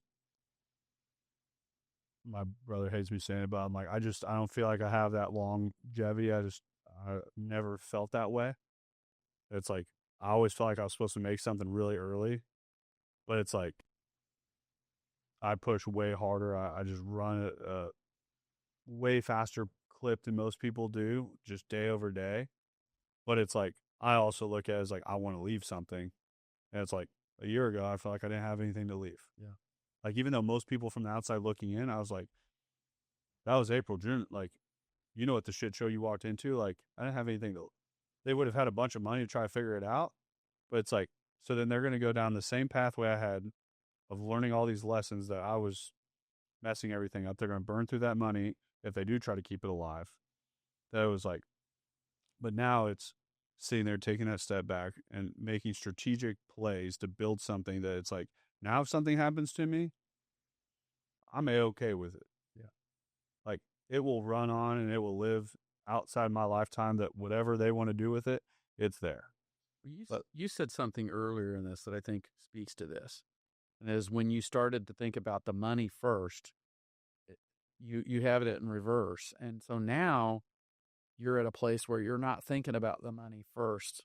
And you're probably going to make way more money because you're not thinking of the money first. You're thinking about everybody else and making sure that the situation is really good. That's why I love being at this place in my life. And I said it in there. I don't need anything from anybody anymore. Like I really don't need anything. I legitimately drove up here because I like Alex, and Alex told me that I get here. I didn't know there was going to be dinner. It was awesome. But I just did it because I want to do it. And I'm pretty sure I listened to Michael Lawrence's, Isaac Collins, all the other people that I admire that have been on this. They did it for the same reason. So now you're doing it for a greater good than just you and having the new toy or the whatever. On the charity side of life, that's really opened my eyes. I mean, it's one thing to do it on the business side and be successful and be able to get what you want. It's a total another thing to see lives actually changing. And that was really hard for me to get used to, was people saying, man, you're changing lives, you're doing this. But I've had to embrace, and I really think that we are. But it's a wonderful place when you don't need anything and you really truly are doing it because you're trying to create legacy. Which I don't know if I talked about on those podcasts. Have you read anything with Patrick Bet-David? I know earlier you said like 3 books, but I only did 3. So we need a book list. I know we need a book list. Podcast We need a book list like on the podcast. Yeah. But Patrick Bet-David, I read everything that he does, but he talks about the triangle of life that a lot of people live in, a survival state that's trying to figure out how to pay your rent every month and like just really trying to figure out how to eat. There's a lot of people that live in that their whole lives, and you get to a status state. That's where people get into a state of they can buy the nicer houses, they buy the cars. It's a keeping up with the Joneses kind of deal, that if I don't have this, then I'm not the person. And then after when you clear out of that, it goes into a freedom state that there's a point where you figure out that time is way more valuable than money, and freedom is what a lot of people are looking for. Yeah. That Steve Jobs on his deathbed, I guarantee, would have given out all the money he had for another few years. You never see a U-Haul behind a hearse. Yep. But then ultimately what we're all looking for, and that ultimate idea of life, is purpose. And I think purpose is where we've partnered with Big Brothers Big Sisters. And I mean, my first meeting I had with Alex and we were going over everything, he goes, well, one of my things, he goes, I help out Big Brothers Big Sisters. I'm like, I go, whatever you do, I want to 10X it. And then now we work with Folds of Honor, and we have all their stuff for Kansas City. And then I'm the vice president of PAL, so I'm on their board. And it's like, I look at it as like, once again, the money side's great. The business side, we can hyper focus on that.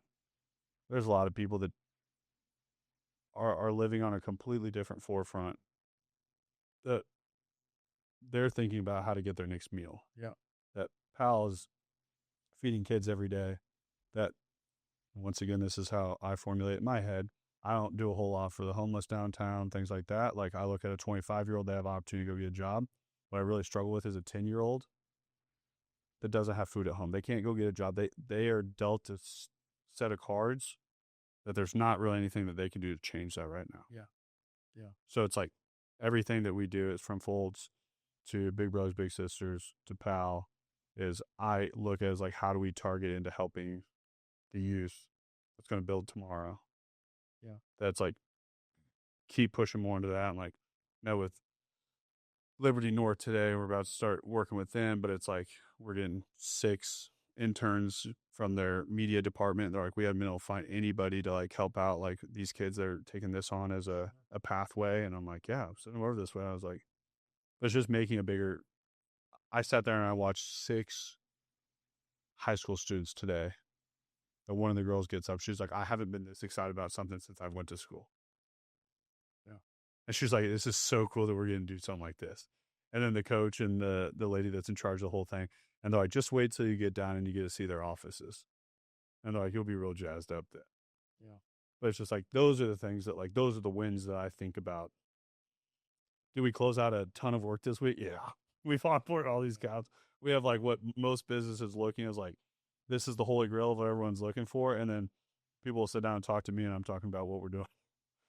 Nonprofit over here, like these guy got a network over here, and like, it's awesome though that you're doing that. I mean, that's kind of one of my big visions for Band of Angels, is to have the whole organization run by students that were formerly recipients. I mean, and we have our first one, and man, she's crushing it, and it's 3 steps forward, 1 step back for sure. You also don't realize all the tools and things that those students didn't have, and then I think also being part of being a good leader is, and I'll keep referring back to Michael Loris because I just really like him. But 10 years ago, he sat down with me in his office for an hour and a half. He didn't have to, and shared with me all of the things that they were doing. And I called him because I was like, dude, you guys are killing it. I mean, this is amazing. I admire the marketing, the branding, everything that you're doing. And would you be willing to just sit down and talk to me? He could have easily said no because he's territorial and didn't want me to, have any of that. But he didn't do that. He sat down with me, and he's kind of, I would imagine him and most of the leaders are rising tide lifts all boats people. Yeah. Mm-hmm. When you do good for others, good happens to you. And, Yeah. I think that's really, really important. It's been really, really fun. I mean, the Band of Angels piece, I'm so blessed that I get to do both sides of the world. Yeah. And I have to do the Band of Angels part on my day off most of the time, and I don't get paid for it. I've never gotten paid for Band of Angels. I don't really want to. But you can't just go sell all the time. Yeah. You got to do something that matters, and I think you have a responsibility if you've been blessed with the things that you've been blessed with to give back to others. And I commend all of you for doing that. I mean, like I said, it's one of the reasons I got in my car and drove up here.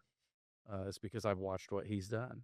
Yeah. It's amazing, and it's been a blessing to meet you too. And it was just, I think that's why we hit it off so well in the beginning. And I think probably when Alex sat down the first time, he had probably a completely different idea of what I was going to be like, because I run a way different persona online, which my thing is I have a mentality of just winners win, and like winners work with winners. And like I have a very aggressive movement in what I do, but it's like, I also look at good things happen to good people. Just because you're aggressive in the space and you're hard at what you do and you believe in the things that you do and you stand behind them doesn't mean you're a bad person.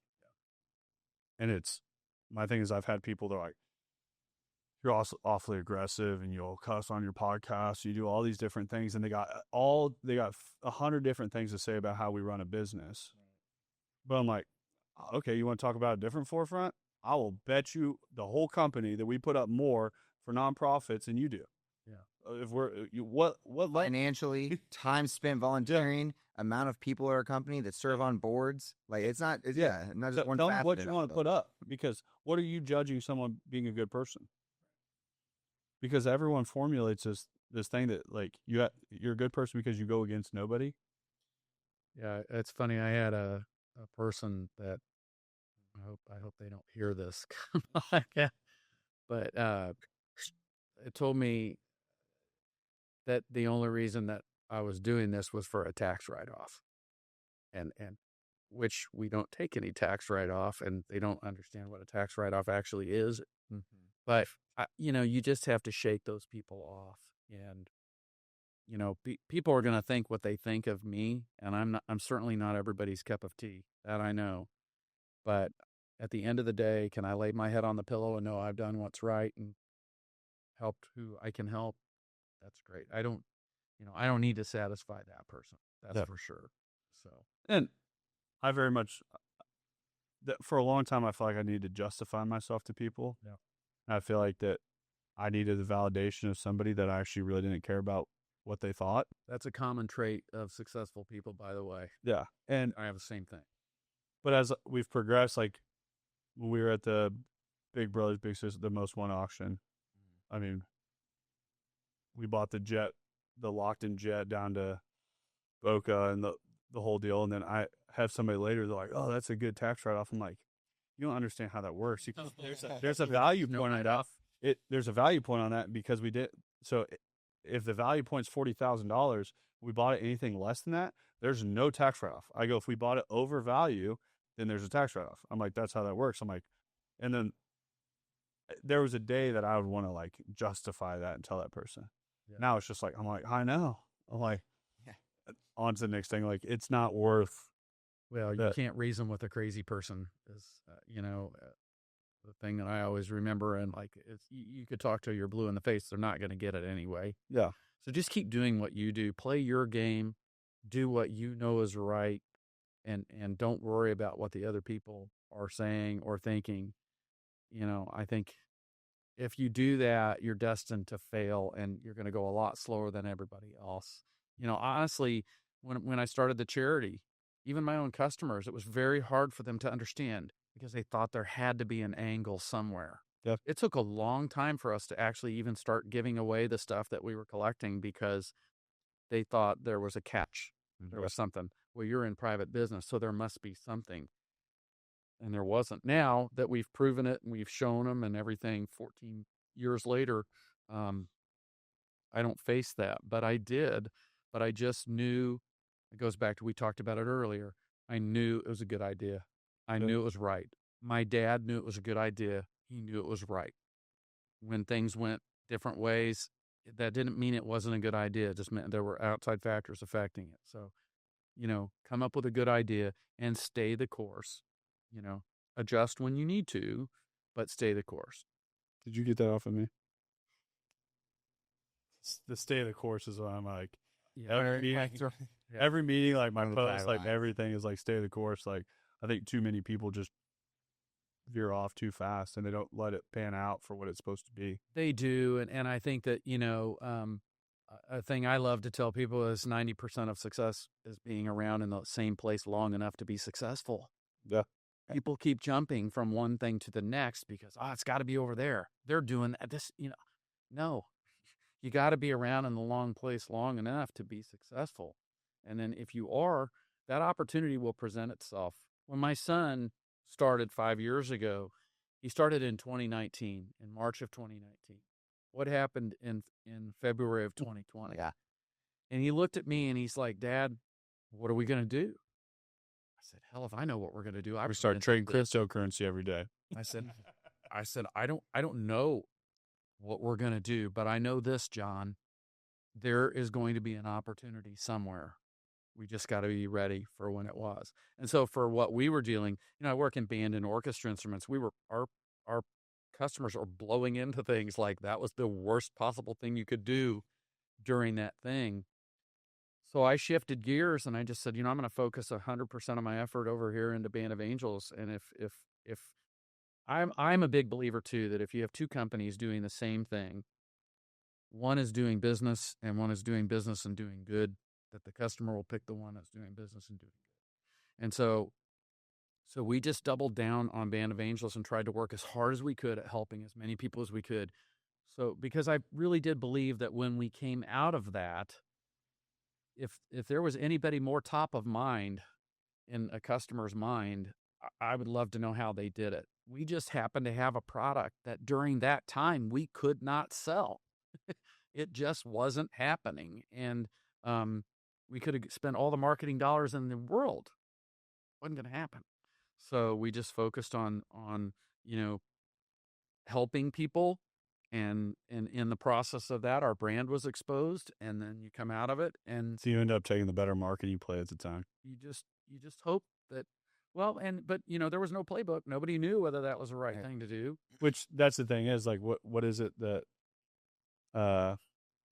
opportunity when you look back on it? What was that? It's success is when preparation meets opportunity. There's something that risk. Was it? It looks like risk until you look back on it. Or something. I think Ricky posted about it. I think you said it the other day or something. It's like, yeah, Ricky left. He's been sitting at the end of the table for an hour and a half. He said something that in a few words. It looks like risk until you look back on it, and it's reward. No, it's like it looks like reward. I don't know. Well, that's another thing. I'm coaching this 10 ways to Tuesday right now. That's another thing that I think a lot of people just look at.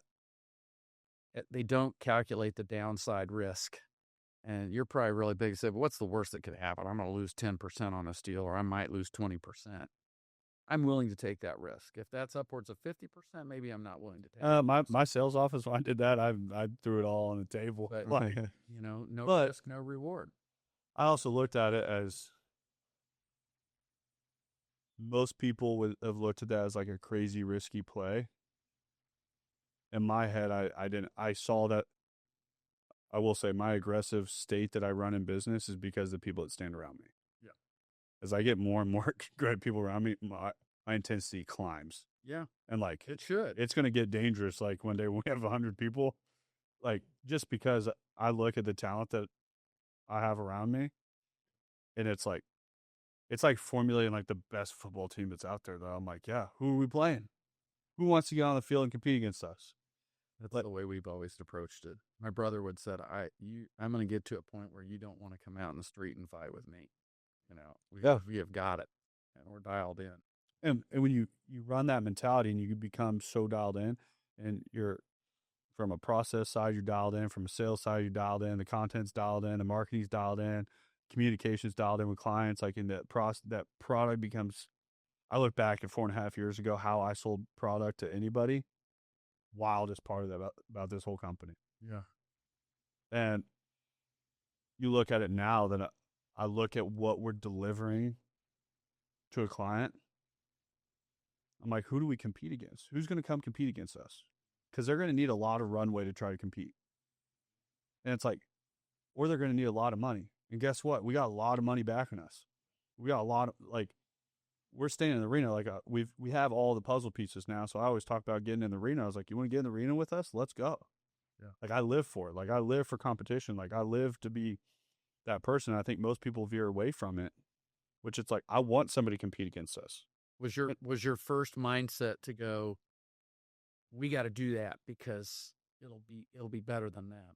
Or was your first mindset to go, my brother and I always have this thing, we just sit around and talk, and some of the greatest ideas we had when we were walking down the street, on vacation together or something.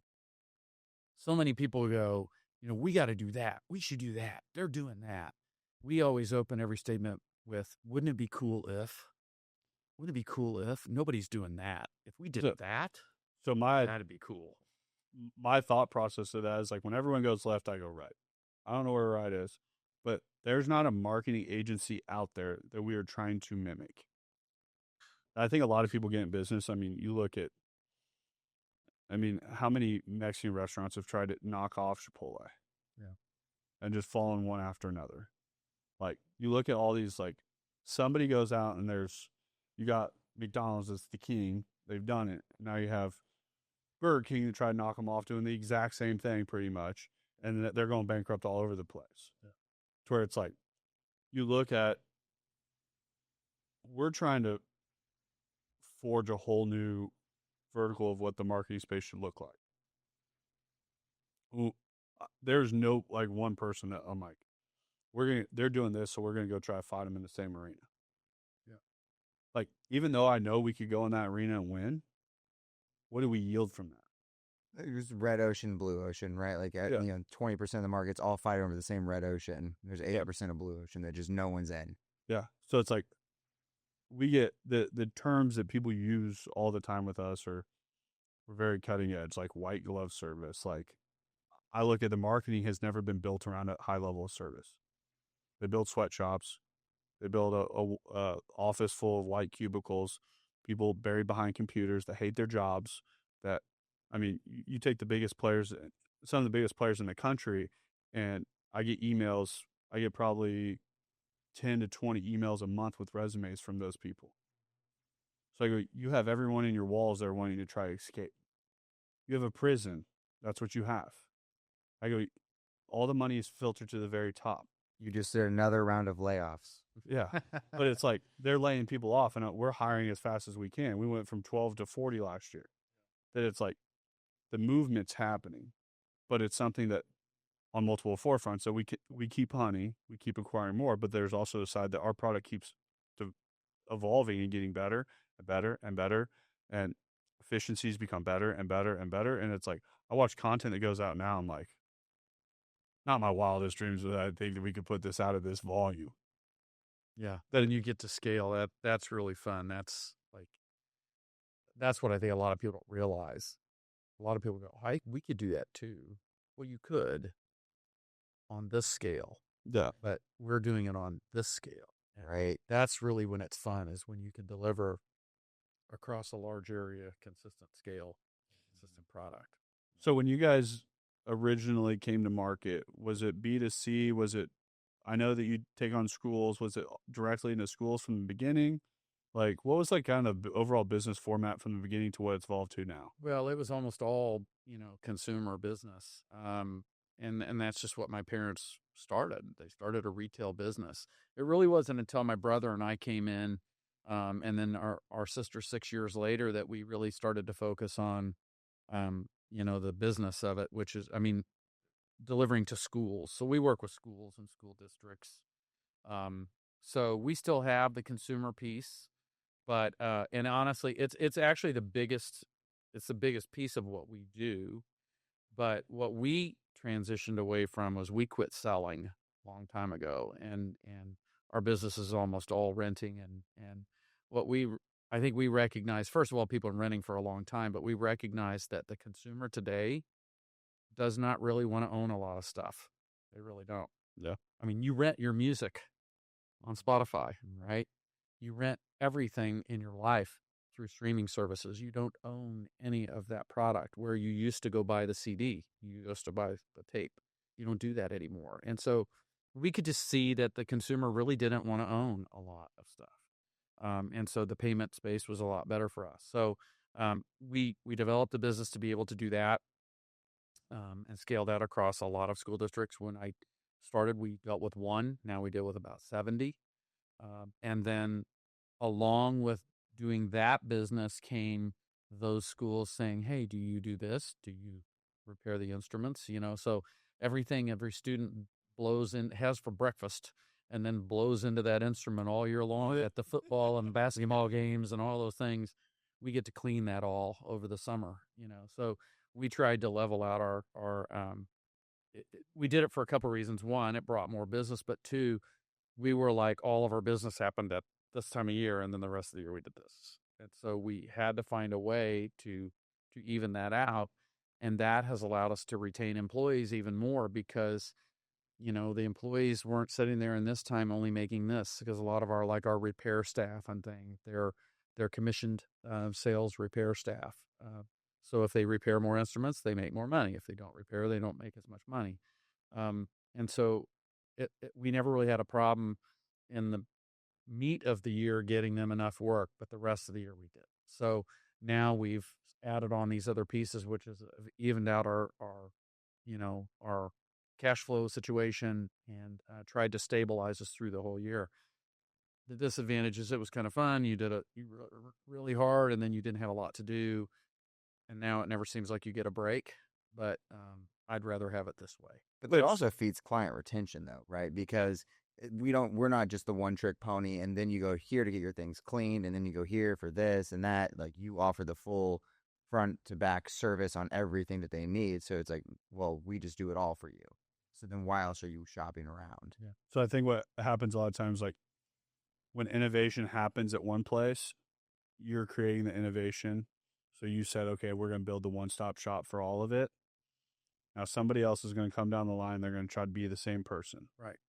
But when you become that one-stop shop, you become really sticky in that equation. Yeah. The only way that they can try to take somebody from you is by doing it at a price point that they're not profitable. So the other thing that happens is when they come in, they may collect a few accounts and then they bleed themselves out. So we've already seen it happen. It's like, sure, people will come in and try to undercut accounts. They'll take on an account, and then within 4 to 6 months, and the account's back. And they're like, well, we won't work with you guys again, but these guys are cheaper. I'm like, yeah, they're not in business anymore. Yep. Like, it's because they don't know how to run at a profit. And we're talking about profits earlier, that profit's not a bad word. That's what it takes to sustain a company. Right. To where if you don't have profit, doors don't stay open at a company. Yep. Plain and simple.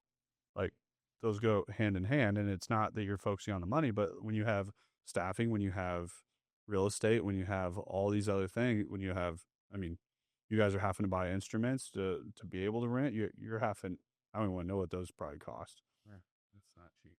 But it's like you start factoring into all those things. That I've had clients that went off to these cheaper, so-called, what they're trying to start as agencies, as a one-man show. I'm like, that's great, go for it. Yeah. And then months are reaching out, they're like, well, their communication's not very good. And when we're trying to get our videos, it takes like 3 or 4 weeks to get stuff back. And it's just like, I'm like, yeah, they don't have a process or a system in place of what they're trying to deliver to you. Yeah. They don't have the OCD level that we run with of like what we have to do. They don't have the manpower to do what we do. They haven't built any of it. And then they're not able to help you with any of those other seats at the table. And it's like, you want a cheaper option, they're always out there. Yep. Anything you want that's cheaper in the world, you can probably go find it, unless it's on Temu. I don't know if you can get much cheaper in Temu. Like, it might be the bottom of the barrel. My brother's really good at that. He's really good at walking away. Yeah. But he says, you know what? I understand and I respect your decision, and I hope that works out for you. And we always like to keep the door open. If something changes, we want you to know you'll always be welcome back. Yeah. And we've had him leave and come back before. What he doesn't go do is try and justify to them why that's a bad decision. Yeah. Say, well, here I would look for these things and just make sure you're getting those things. But if you feel that, if it doesn't work out, it's just, we're here. Which every sale that I take on, which is funny because we've actually acquired accounts recently because they have been in a sale with someone else, and the only person that they talk about is us. And we've had people that are like, well, we met with so-and-so, and I'm like, I don't know these people from Adam. They're like, we looked into what you guys were doing because you were brought up so much, and then we thought we need to come talk to you. They're your greatest salesperson. I know. I'm like, dude, this is Great. Keep pitching. Yeah, keep pitching. I'm like, never once in a sale do I talk about any other marketing company. Yeah. I'm like, we build on our pillars. We build on our value points. We build and we justify our value for us. Yeah. If somebody doesn't see that, I'm okay with it.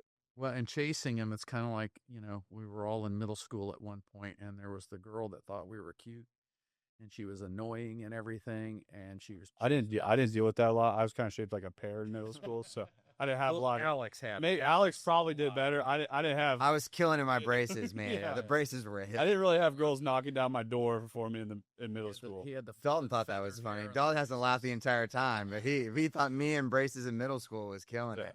Ricky was doing parkour, so he probably had parkour. We're talking to the wrong guy there. But there's always that person, and they're chasing you, and you're like, ah. And then they and then they go, oh well, they'll move on. And then suddenly you're like, well, hey, wait, what about me? What about me? I'm pretty cool, and everything. And I think there's that point. We've done that with customers too, where we've pursued and we're trying to prospect and develop business and everything. And after a certain point, we're like, that person's not going to come and say, what, we really appreciate you guys letting us come by and try and talk. But I think we're going to go ahead and politely decline now and bow out. But if something ever changes, that's been probably the greatest sales tool you can have, is to say, my mom always used to say, he who cares least wins. So what kind of like just ended up happening in our sales side when I was running it all was I was trying to do so many different things. I'd take these meetings and I just became really bad at following up after meetings. So ultimately people just didn't think I really cared, which we had so much happening that I was like, okay, one account's not going to change what's happening. And then all of a sudden these people would like be reaching out. I'm like, I text them like, hey, I'm in a meeting, call you here shortly. Then I like forget to call them in. I'm like driving home. They're calling me like, hey, dude, we're like ready to go. I was like, who is this? I'm like, I'm sitting there, I'm like, don't even have the number saved. And then I'm like, text them like, hey, these people are on board tomorrow. Like, I'd had a meeting with them, went over everything. And it was like, it was great. But then they thought I was going to be like knocking down their door to follow up the next day. Like, my thing is, if somebody sits in front of me, they don't see the value in what we have to offer, and they're not trying to grow their company and move it forward, I don't really want to waste my time. Like, not in a negative way. Like, we'd be friends, we go have drinks, whatever. Like, I'm cool with that. I've met a lot of really cool people, but there was a point when before we even opened up the sales, I was taking like 3 to 5 appointments a day on just trying to handle our leads, and people were coming in. I was talking to them. I'm like, you were either saying yes, or you were going to give me a thumbs up later that week, or we were just like, I probably wasn't, like, not in a bad way. I'd still like interact with people, become friends on Facebook or LinkedIn or whatever. But I didn't do a good job of like calling them back, being like, hey, where you at? Like, see where we're at. Yeah. My schedule was just so full all the time. And I started seeing that. I was like, it was the playing hard to get. Like, well, maybe they really don't need that. I was like, no, I was like dead serious when you were here. Well, I told you, like, one account does not change the movement of what we're doing. Yeah. That we've built a great product, great service will always outdo great marketing. You don't hear marketing people say that. Yeah. Ever. I will tell people all day, every day, till I'm blue in the face of like what has moved MMG forward is great product and great service. Yeah. You've never seen a Rolls Royce commercial. Yeah. They don't need to. Like, it's Eddie V's and Capital Grill. Like, why are those places booked out every single weekend? They're not running a ton of ads around KC. They don't need to. You go there once, you figure out, and you experience the level of service that you get there. You get a steak at Texas Roadhouse also. Yeah. Like, why does somebody pay one to go to Capital or Eddie V's over Texas Roadhouse? Sure.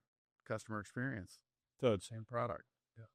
I focus, once again, you can go hunt, but our product and service is what ultimately seals the deal. Yeah, and then it sounds like you figured out, like, you can actually hunt too much. Mm-hmm. It's better to not try and pick up the business than to go out and hunt too much and then not be able to satisfy the business that comes in. Correct. We've seen multiple people do that same thing, and like, you gotta, it's almost worse. And in our situation is a little different than yours because there's only a certain amount of those customers that are out there. But we've had competitors in the past who have come in and really worked hard, made a big stink, and everything. And then all of a sudden they couldn't satisfy what they said they were going to sell. It would have been better for them to just not go until they were really ready to do it than to try and go and then not be able to satisfy it. But it's, once again, ours is a little different. Like, if they're not satisfying on your spot, there's really no way of, I think, probably saving the deal. My thing is, I'm the first one to admit when we've messed up. That's huge. So my thing is, we've had more than our fair share of messed up deals. Yep. We have clients that we've had for 4 years, 3+ years, 2+ years, like a lot of them. But we've messed up a lot of things, and they've watched our development. They've stood and sat at that same table with us as we've developed. So, but it's the first one also, like, when those things happen and we mess up, I don't hide behind it. Yeah. I literally call them immediately. I'm like, okay, hey, like, this is what happened. This is what took place. This is what do we need to do to make this right? And also, what can we do in the future to make sure this doesn't happen again? That I'm going to take blame for it. It's crazy how many times I've had business owners like, you didn't even really know. You didn't know about it. I go, I didn't build this system in the processes in my business correct to where this didn't happen. Yeah. So, still my fault. Yeah. But, well, the fact that you own it speaks volumes to people, and that's another thing. You can't own it and then say, but, it really wasn't. Like, you own it. Just own it, man. We've all apologized for stuff that we probably didn't really have to. But, that's one thing I tell all of our staff. I was like, just say you're sorry. Yeah. Just, how can we make this right? I apologize. That was a mistake on our part. What can we do to fix this? Versus saying, well, I'm really sorry that happened, but we just didn't get I don't need that part of it. Leave that off. Stop. The excuse side of things, I tell people, if you can take it, is in business and in a personal life. Like, I think it's wild when people like argue with a significant other, like to trying to win. I was like, why are you trying to win against that person? You're on the same team. Yeah. That would be like if we're at a football game and the offense and the defense both walk out at the same time. Chiefs have both their sides of the ball out there, and one side's trying to win. Yeah. Like, my thing is, if we're working with a client, we're on the same team. I want you to win. If you win, our success comes secondary. Yeah. So it's like, ultimately, I'm trying to get you to win. Yeah. Same thing with like my wife. Like, we do not argue. If I'm in the wrong, great. Even sometimes I don't feel like I'm in the wrong, but I'll still say I was in the wrong. Like, good boy. But and it's ultimately like, what do I get? What do I gain for trying to win that argument? No. I want to beat her. Like, I want to beat her in an argument that makes me feel good. Like, I feel like I'm a winner. That's not. I don't feel good. No. To do something like that. So it's like same thing with a client. Same thing with anybody that's working inside our walls, whatever it may be. Like, if somebody's done something wrong, why would I argue with them? Just try to beat them. Like, that in my life is not what makes me feel like a winner. No. And that's honestly not, that makes you not a good leader if that's your motivation. Yeah. Like, your motivation should be to move everybody forward. All egos aside, that's the key. Yeah. And then I think that's when we've talked about building legacy. That's when you build legacy. Yeah.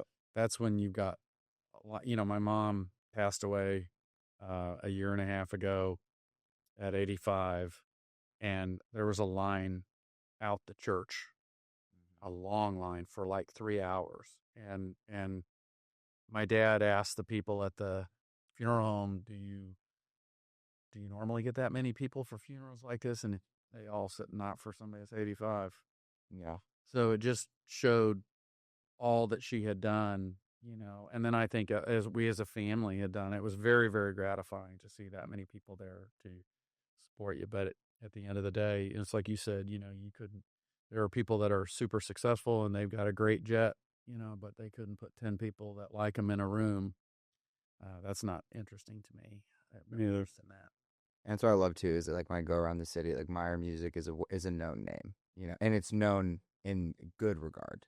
Because there's a lot of people where I feel like I hear a name and I'm like, I don't know that that's a group that I'd be going around like spouting like, yeah, like I'm really close, like those are my people. Like I don't know if you should be advertising that, but like Meyer Music is one of those ones where it's always there's always a good interaction, or they have a good story, or if they don't, they know someone who had a good story about it. So yeah, something to be proud of there. It's really gratifying. There's not very many people that can say 59 years.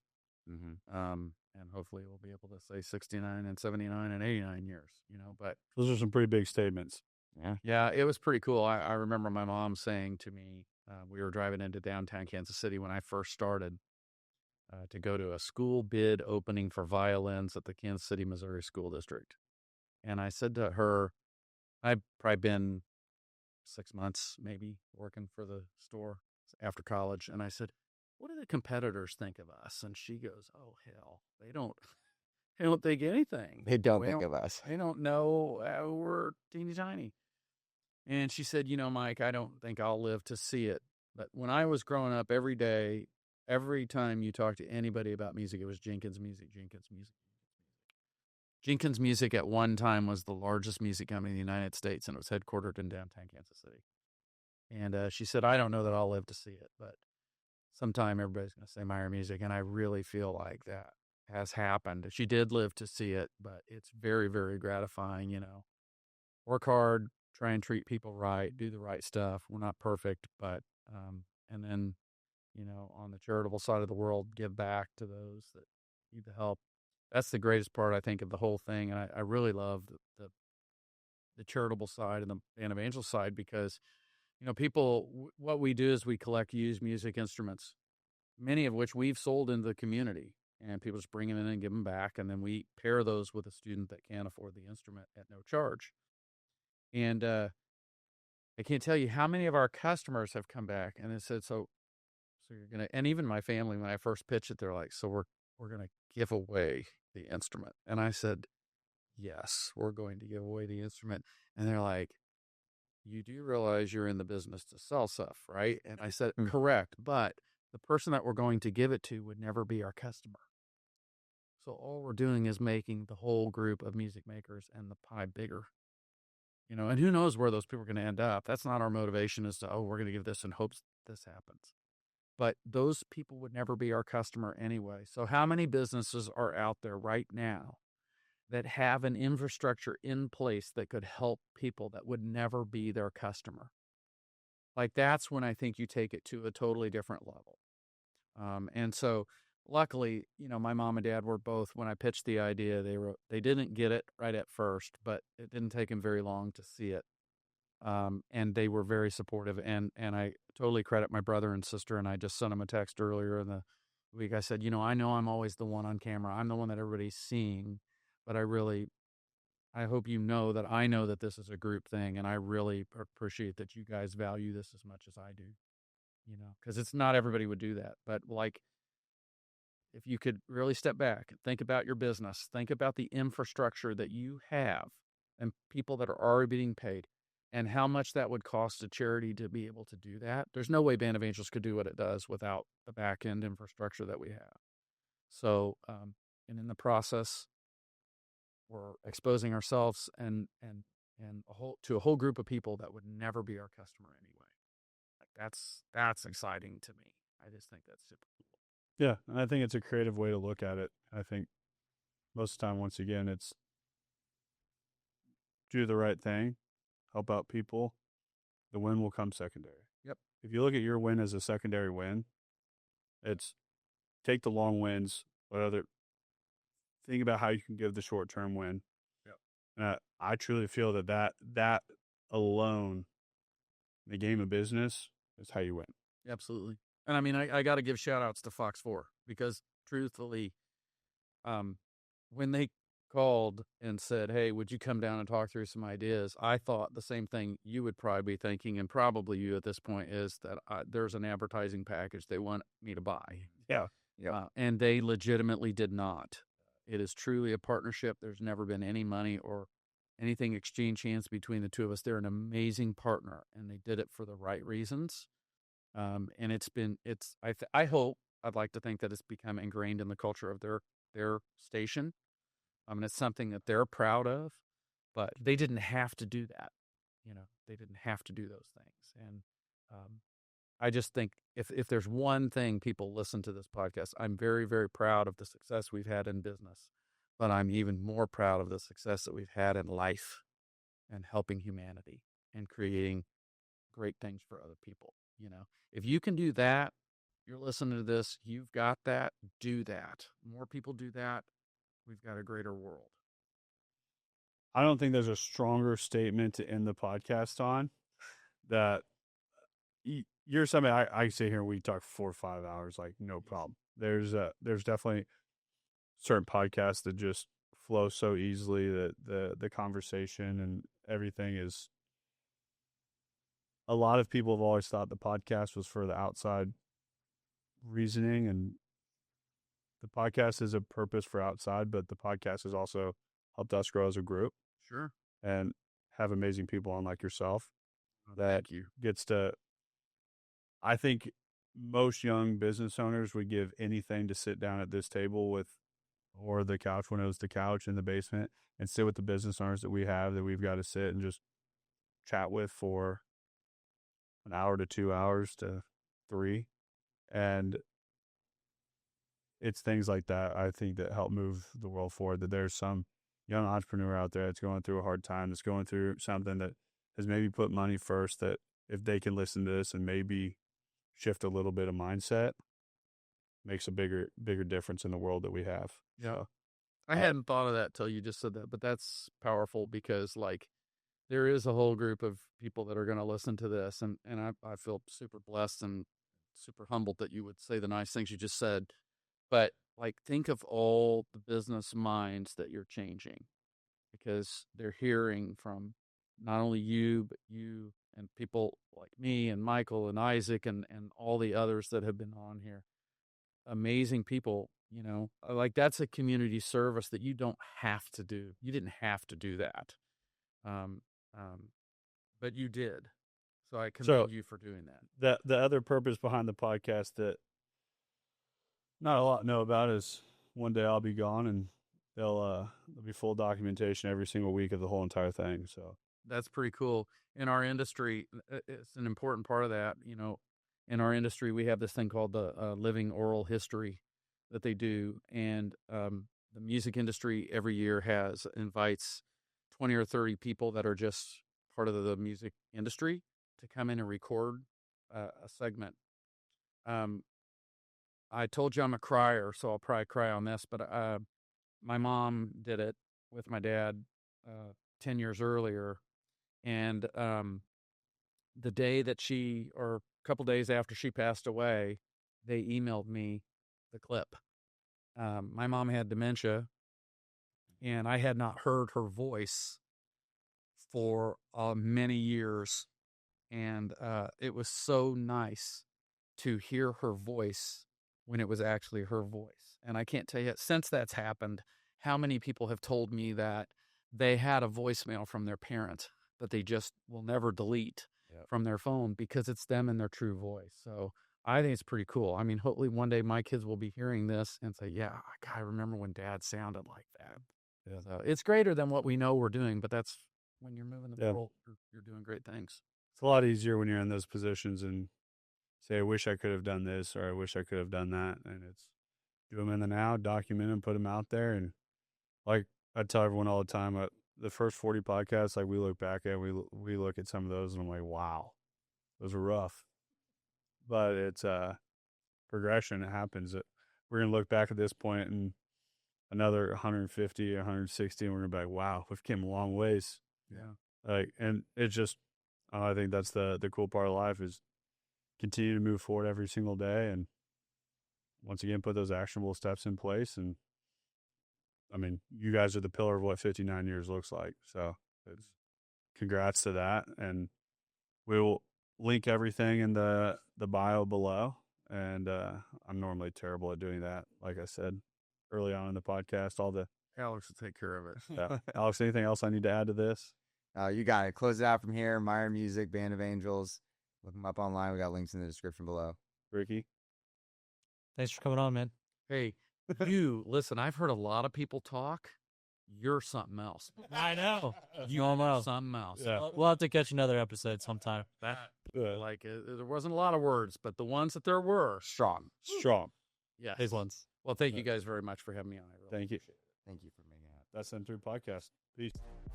Thanks for listening to the M3 Podcast. Be sure to subscribe so you don't miss the next episode. Want to learn more? Check us out on Instagram at Moss Marketing Group, on Facebook at Moss Marketing 58, or on our website at mossmarketinggroup.com.